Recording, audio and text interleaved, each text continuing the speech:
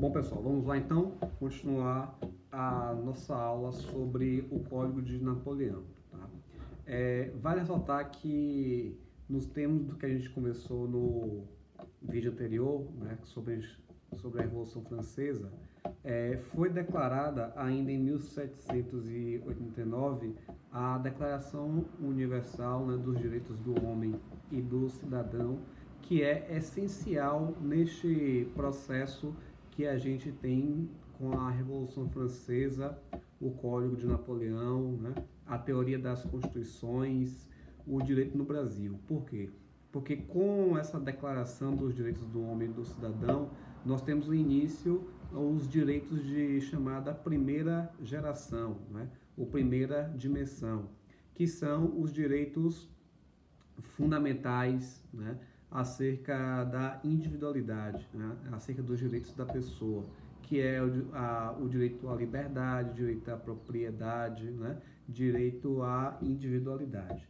Então, essas questões que são inerentes, né, ao movimento revolucionário, que estão de acordo, né, com a matiz, né, da Revolução Francesa, que é liberdade, igualdade e fraternidade, né, bem como ao contexto ideológico sobre o liberalismo econômico, né, é que você tem, a partir daí, os direitos do cidadão a partir de direitos individuais. Por que isso é importante? Né? Porque com essa declaração, né, onde você coloca direitos do indivíduo, né, direitos à liberdade do indivíduo, né, direitos à propriedade do indivíduo, você cria uma tela protetora para que não haja uma intervenção do Estado, né, dentro da atuação do próprio indivíduo, né, na sociedade enquanto cidadão, né? Então, isso ele dá uma garantia acerca da atividade privada, né, do cidadão, seja a partir da sua família, seja a partir da sua posição dentro da sociedade, né, enquanto indivíduo, enquanto um ser só, né? Ou seja, também, inclusive, do ponto de vista das relações comerciais, das relações transacionais, né, do direito de consumo que nós temos aqui também, tá? Então, essa declaração dos direitos do homem e do cidadão, que dá início aos direitos de primeira geração, né, ou primeira dimensão, eles são essenciais neste contexto que nós teremos com o Código de Napoleão em 1804, tá? Nós vimos no final do vídeo anterior também, né, que nós tivemos a criação do diretório, né, em 1795, e depois disso nós tivemos um consulado, né? Pelo consulado você tinha um governo francês que ele era dirigido no seu executivo por 3 pessoas, que eram um membro da igreja, um membro da burguesia, né, da sociedade, e um membro militar, que na verdade era a figura do Napoleão Bonaparte, né? Em 18 de novembro, né, ou melhor, 18 de Brumário, né, Brumário em francês quer dizer o mês de novembro, nós temos um golpe de Estado, né? Então, inclusive tem um livro importante sobre isso, né, de Karl Marx, que é importante, se vocês quiserem, nesse período de quarentena, fazer a leitura, aonde ele trabalha, né, a questão do ponto de vista social, política e econômica, o golpe de Napoleão acerca das cartas de Brumário, né? É importante. Procurem na internet, no Google, você vai ver lá, Brumário, Karl Marx, que vai ter a leitura quanto ao livro dele. Alguns sites, inclusive, disponibilizam esse texto também em PDF, né? Bom, com o golpe de Napoleão Bonaparte, né, em 18 de Brumário, né, de 1798, né, nós temos a partir daí a volta do absolutismo, né? Por quê? Porque ele dissolve o consulado, né? Ele se declara, se autoproclama cônsul vitalício, e a partir daí ele se torna o único representante, né, do poder executivo, né, acumulando para si as demais funções por parte do Estado, né?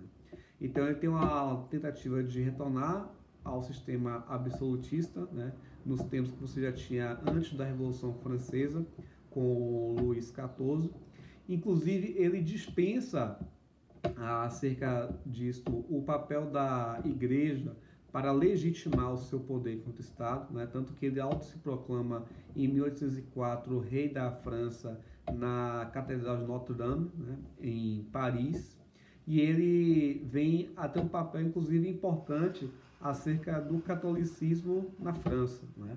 Em razão da aliança que ele depois vinha a ter com a igreja para a manutenção do seu poder. Então essa questão ela também ela é importante, né? Em 1804, com a autoproclamação do reinado de Napoleão Bonaparte, ele funda o Código Civil, né? O Código Civil, a gente trabalha ele a partir de duas matrizes, né? Do ponto de vista histórico, do ponto de vista jurídico e do ponto de vista normativo. Do ponto de vista normativo, veja que ele tem aqui pela primeira vez a nomenclatura de código, né? Como a gente já tinha isso lá no Código de Hammurabi, mas a gente também já viu, né, que quando a gente estudou o Código de Hammurabi, a denominação código foi uma denominação que foi dada em 1901 acerca de uma legislação encontrada de 20 séculos antes de Cristo, né? Então tem um certo anacronismo. Mas aqui, né, em 1804, foi dado o nome de Código por quê? Né? Porque ele quis dizer que a partir desse Código Civil, que depois veio a ser chamado, né, de Código Civil dos franceses e depois passou também a voltar a ser Código Civil, né? Você tem uma compilação de todas as normas do direito francês em uma mesma lei, né? Ou em um mesmo calhamaço, né? Que é o chamado Código Civil. Tá? Então, aqui ele congrega tanto a questão dos direitos da pessoa, né? Você tem aqui direitos de família, direitos de sucessão, direitos à propriedade privada. Né? Então, tudo está colocado aqui pelo nome de código. Tá? Do ponto de vista jurídico, o Código Civil de 1804 ele vem a quebrar uma ruptura acerca do chamado pluralismo jurídico. Né? Então, o que era o pluralismo jurídico? É porque você tinha na França, neste período, vários ordenamentos jurídicos, né? Como você tem em muitos países até hoje. Né? Então, por exemplo, hoje você tem nos Estados Unidos um pluralismo jurídico porque em cada um dos estados, né, ou províncias norte-americanas você tem uma legislação própria. Né? Aqui no Brasil você também tem isso, né? Por quê? Porque você tem uma norma para cada estado, para cada município e temos uma norma federal, né? Além disso, temos os princípios, temos os costumes, temos a jurisprudência. Então, temos aqui o nosso pluralismo jurídico. Né? Na França, naquele período, né, ela já era dividida em províncias, né?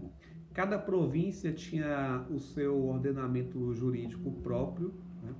Além disso, a França, ela era, enquanto país, né, ela era um estado aonde você tinha esse pluralismo em decorrência também de processos históricos.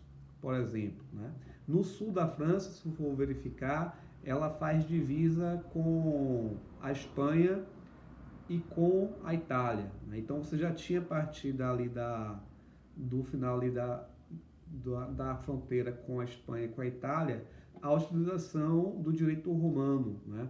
De um direito escrito. Por que isso? Né? Porque tanto a Itália, onde você tinha, né, o cerne, a origem do direito romano, né, pelo Império Romano, mas você também teve a região da Espanha, né, que foram também ocupados pelo próprio Império Romano. Né? Então você tinha ali também uma origem, né, um sistema jurídico com a ideologia do direito romano muito forte. Né? Então isso também se dava no sul da França. Ao norte da França, se for verificar, né, você já tem ali uma proximidade maior com a Inglaterra. Né? Na Inglaterra, você tem um sistema jurídico que se dá a partir do common law, né? Um direito baseado em costumes. Então, ele é um direito oral. Né? Então, totalmente diferente do que você tinha também no sul da França. Você tinha Paris, né, e algumas outras cidades, onde, por ser a sede do Estado francês, você tinha um poder, né, por parte da nobreza, que também era muito, muito forte. Então não se assemelhava às normas escritas que você tinha no sul da França, nem do norte da França, que você tinha o chamado common law, ou direito costumeiro, né? Então, essa pluralidade de sistema jurídico, de normas jurídicas na França, ela vem a acabar porque, com a criação do Código Civil, você tem basicamente um trator sobre todo esse sistema jurídico francês, onde você tem uma uniformização, né, dessa legislação francesa a partir do Código Civil, né? Então, isso gera um problema muito grande nas sociedades, nas comunidades, porque você precisa de um processo de adaptação, de conhecimento, né, e de aplicação desse sistema jurídico e dessas normas em cada uma daquelas comunidades e em cada uma das sociedades, né? Então, o Código Civil francês, né, o Código Civil de Napoleão, né, ou simplesmente Código Civil, ele vem a atropelar essa questão quanto ao pluralismo jurídico que você tinha dentro da França naquele período, né? Do ponto de vista enquanto norma, né, também, você tem que esse Código Civil, ele não versava sobre, por exemplo, contratos, né? Por quê?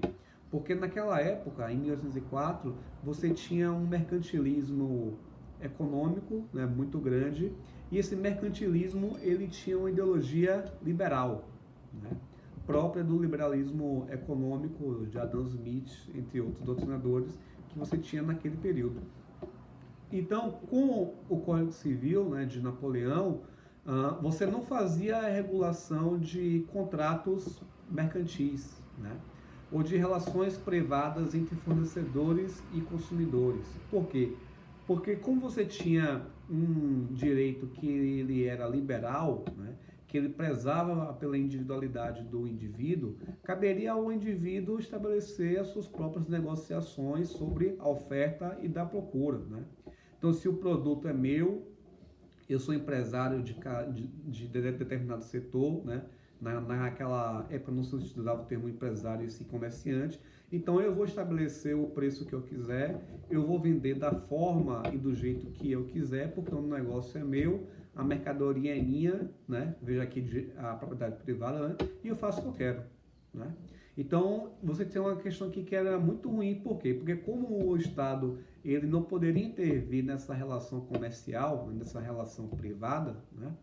Por conta do ordenamento do Código Civil francês, né, do Código de Napoleão, você tinha muitas pessoas e muitas comunidades, pobres principalmente, que não tinham acesso a determinado produto ou a determinado serviço, porque você não tinha uma regulação do Estado nessas relações sociais e mercantis, como você verifica hoje atualmente, que é feito pelo nosso Código de Defesa do Consumidor, né?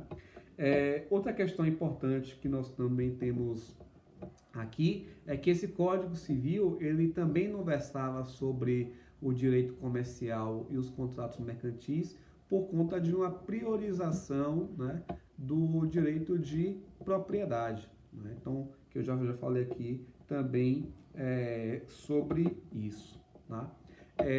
Em razão do Código Civil de Napoleão, né, você tem uma disseminação sobre essa ideologia, né, de uma codificação de leis em um tomo só, né, chamado Código, né? E essa ideologia liberal, né, ou liberal ou econômica, né, sobre essa separação entre Código Civil, né, e Código Comercial, ou relações civis e relações mercantis, né, em outros países onde houve essa ideologia napoleônica, né?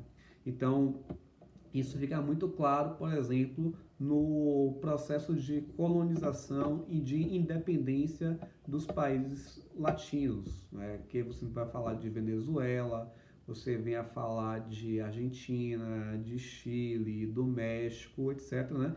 Que foram colonizadas pela Espanha, né? Ou pelos espanhóis, e depois passaram pelo seu processo de independência, e com esse processo de independência passaram a criar suas próprias normas jurídicas, né? Então essas primeiras normas jurídicas, né, direito civil, né, básico, essencial para você configurar o direito de cidadão para qualquer pessoa, eles se utilizaram bem dessa ideologia do Código Civil de Napoleão nestes países, né? E isso também foi tentado ser utilizado no Brasil, né, a partir de 1824, né, depois do nosso processo de independência de Portugal, mas existia um problema, né? Por quê? Porque quem foi designado para fazer o projeto de lei do Código Civil aqui no Brasil foi efetivamente Teixeira de Freitas, né?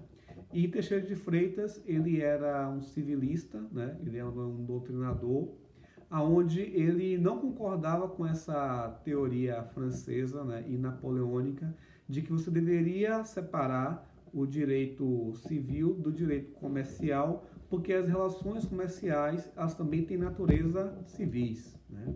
Então existe uma divergência, né, quanto a isto aqui no Brasil. E em razão dessa divergência, você tem um tardeamento da criação de um Código Civil no Brasil, que só vinha a se configurar em 1916, né? Ou seja, quase 100 anos após a nossa independência, em 1822, mas por conta de uma questão econômica, né, de regulação de um sistema econômico, você tem até mesmo antes disso a criação de um código comercial, que é o Código de 1850, né? Então você tem no Brasil, né, até ainda no século XX, a utilização de leis civis a partir de normas da Igreja e também das ordenações filipinas, né, que eram normas portuguesas que eram aplicadas no Brasil no processo ainda de colonização e que passaram a continuar sendo aplicadas durante muito tempo, até que o Brasil viesse a criar as suas próprias normas que viriam a revogar essas ordenações e essas normas de origens portuguesas, certo? Então, qualquer dúvida, só colocar aqui no canal ou então no Classroom, que aí a gente responde, tá? E aí, na semana que vem, a gente vem falar efetivamente sobre o processo de colonização do Brasil pelos portugueses e o seu sistema jurídico, tá bom? Um abraço para vocês e bom dia.